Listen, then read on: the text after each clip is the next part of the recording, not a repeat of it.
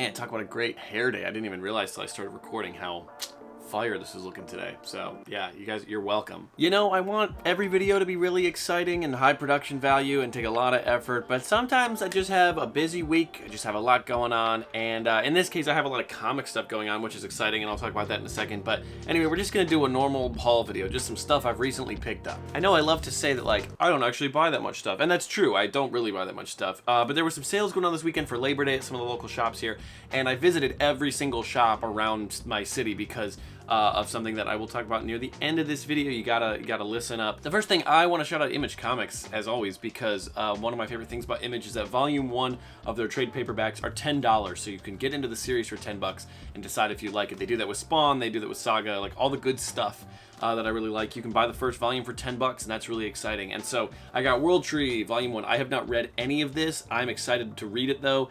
Obviously the shout out from Scott Snyder at the front on the cover, that's like, I mean, to me, that's the highest praise basically a book could ever get, because I love Scott Snyder and all of the stuff he's done. Yes, even The Batman Who Laughs. I'm a big fan of The Batman Who Laughs, so persecute me if you want, but it's true. Next up, for fans of the channel, you'll know this is something that I have a lot of copies of, like too many. This is my third set of this, but it was very, very cheap at one of my favorite shops in Seattle, which is where I live.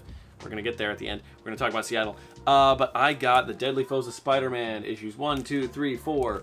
Another set of this. The reason I bought this, it was very, very cheap and it was on sale, is mostly because this right here, number 3, this is my favorite comic book cover ever. I think this is my 4th copy of this individual one, and then I have like 3 sets of Deadly Foes. I like the Shocker a lot. I think he's very cool, and this is just a sick cover. And so I got another set of Deadly Foes. I got to put them in their own bags because they were like taped together in 2 bags and boards like this.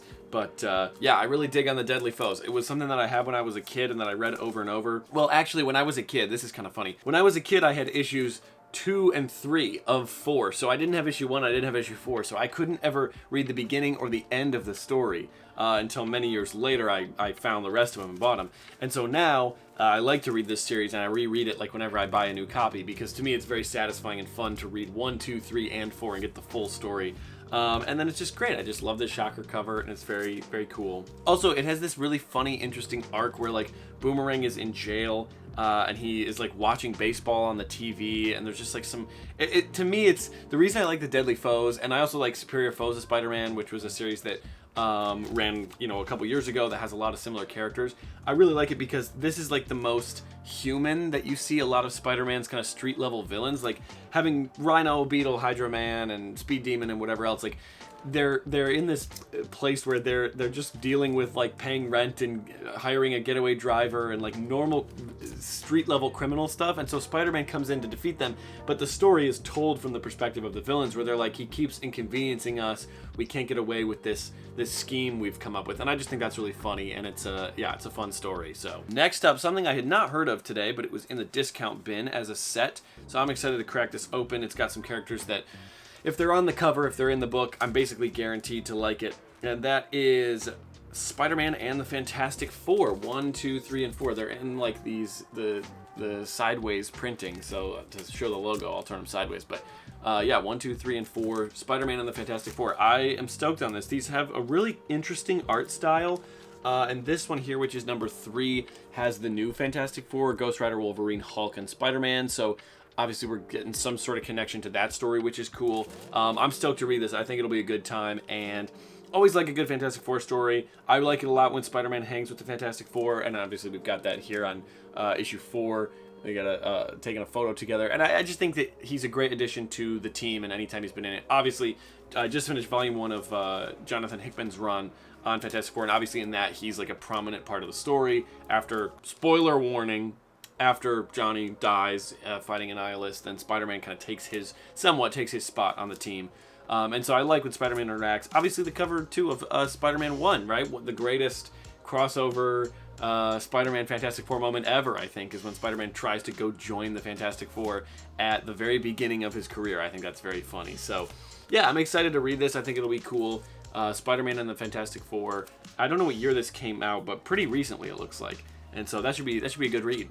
Coming up next, something I picked up today is a comic book that I actually wanted for a long time, but I hadn't put it on my wish list, so I kept forgetting to look for it. Because I don't really collect Guardians of the Galaxy. I have one omnibus edition of the Abnett and Lanning run on Guardians of the Galaxy, but I have like maybe 2 or 3 issues of the original run from the 80s. And so this was cool though, because this was one that I used to have the trading card of this cover when I was a kid, like the Marvel 1991 maybe, or maybe 92 cover, and it was on a card, and I really liked it. And I always thought it would be neat to have the actual cover. And I think it'll make a nice display piece. I don't know that they've ever done an action figure of this character, but if they do, I think it'd be cool to display that. So without further ado, this is Guardians of the Galaxy with Major Victory. Vance Astro is Major Victory. This is number 20. I think this connects, because it's got like a silver background. I think that some of the other like 18, 19, or maybe 21, 22 have that same background, so you can kind of put them next to each other and they make like a cohesive whole. I don't think it's a wraparound cover, like it's not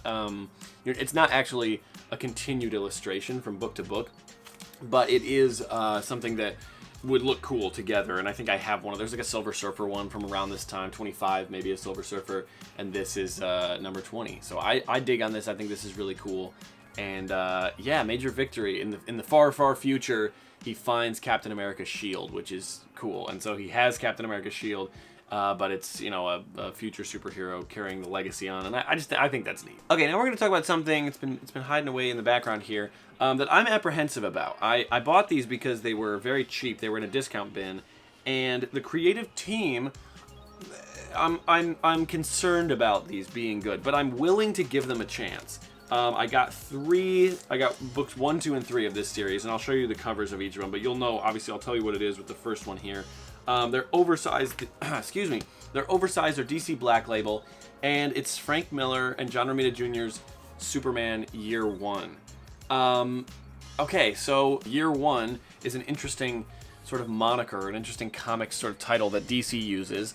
When you think of, you know, Marvel Comics using, I guess, War for anything, Secret War, Infinity War, you know, all that stuff, or they use Infinity a lot to describe things. When they tell a street level story, sometimes now they have the Grand Design moniker, like a series moniker where it says, hey, we're gonna use this designation, we're gonna title the series this, and then then we'll use different characters throughout that title. So Black, White, and Blood, you know, like I said, Grand Design, whatever. Life Story is another one that they'll do kind of a different interpretation. Year 1 starts its existence as a Frank Miller project, and Batman Year 1 is, you know, it's Batman Year 1. Like I've seen some takes online recently. I want you people to know that I'm watching you. I think it was in my comments too. If you're in my comments criticizing Batman Year 1, just know your time is limited. I will not allow you to. I'm kidding. I wouldn't actually ban you from this channel, but I'm very upset about it. I see people having this revisionist history perspective that, oh, Batman Year 1 is not that interesting. It's kind of boring. It's not that fun. Don't be stupid, okay? It's really, really good, and Frank Miller is incredible. I also met him, and he was very nice to me, and he complimented me, and we had a good conversation. So maybe I'm a little bit biased to like his work, but I liked his work prior to meeting him. So Year 1 is its own moniker, and I talked in a video a couple weeks ago about how I had Dr. Octopus Year 1, that Marvel kind of stole the name, which I thought was really funny, but I'm worried about this. I'm worried about reading Superman Year 1, and here's the other covers, I guess, if you want to see those. This is cover 2. It's still in this plastic bag, which I hate these bags. This is cover 2. He's lasering into this giant creature's mouth, which is sick. And then cover 3, this is cool, kind of has that Secret Wars 6, the Hulk, under 50 billion tons of rock stands the Hulk, and he's not happy. It's got that kind of thing, but he's holding up the Daily Planet. Pretty nifty, cool covers. I think it's only 3 issues of this. That's my assumption, because that's what they had. I'm pretty sure it's only 3. I'm worried about this, not because the Year 1 moniker means it's going to be bad, but because Frank Miller means it could be bad. I love Frank's work. I think it's fantastic. Sin City is always like one of the first things I recommend to people. When they ask me how to get into good comics and what good art is and all that stuff, I'm like, hey, read some Frank Miller, read some Sin City. It's going to, you know, it's cool. But he's been very hit or miss in the last, like, decade. And this came out in, let me look at the thing here. Yeah, this came out in 2019. So that's when we're getting into late stage Frank Miller. That's when we're getting into things that are maybe not so great in his writing. But also John Romita Jr. So I go back and forth on John Romita Jr. I'm usually not a fan of his art. I like these covers. I'm liking a little bit of what I'm seeing in the art style. And then Danny Mackey worked on it, and I love Danny. He's such a cool guy. I've met him once or twice and gotten some signatures from him and chatted with him. Obviously, very influential work with Snyder and Capullo on the Batman run, and that's like one of the most prominent things I think from his career that I am a fan of. I hope this is good. And like, in the comments, if you've read Superman Year One, you know, tell me if it's good. Please do. Like, give me the insider information before I read it. But I'm worried. It's like, fingers crossed. It's like Year One is supposed to be a really good label. It's supposed to be a way for me to say this is going to be an enjoyable story because it comes from a legacy of really good stories, especially Batman Year One.